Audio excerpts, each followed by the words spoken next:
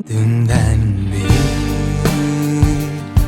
içimde bir sıkıntı yokluyor beni. Anlıyorum yakmışsın gemileri. Seviyordum, biliyordum ve gidiyordum.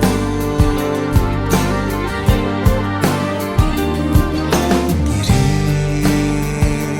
alabilmek mümkün olsa her şeyi, İnandırmaz mıydım aşka seni?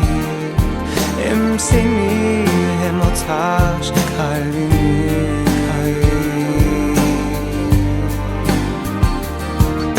Gider mi insan çok seviyorken? Şimdi dur demem nasıl olsa bir gün anlar.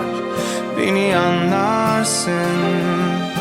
Yalanlarla bırakma beni böyle. Gözlerime bak, doğruyu söyle ama korkaksın. Gider mi insan çok seviyorken? Şimdi dur demem nasıl olsa bir gün anlar. Beni anlarsın. Yalanlarla bırakma beni böyle. Gözlerime bak, doğruyu söyle ama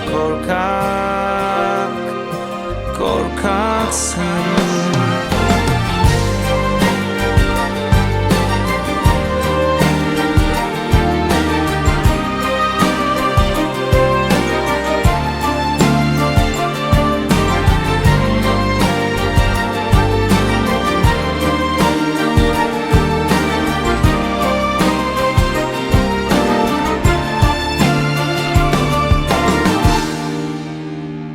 Dünden beri içimde bir sıkıntı yokluyor beni. Anlıyorum yakmışsın gemileri. Seviyordum, biliyordum ve gidiyordum.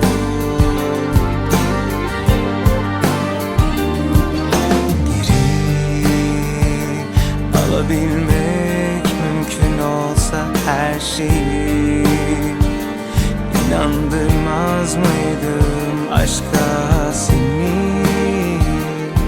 Hem seni hem o taş kalbimi.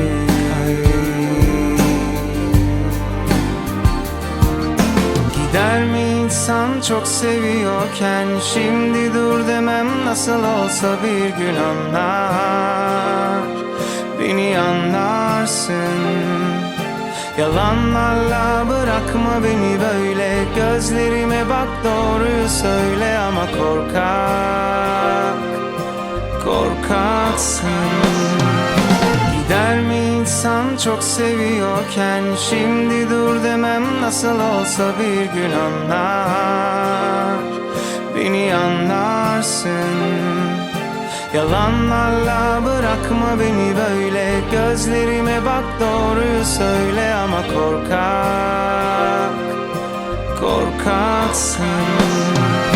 Gider mi insan çok seviyorken? Şimdi dur demem nasıl olsa bir gün anlar.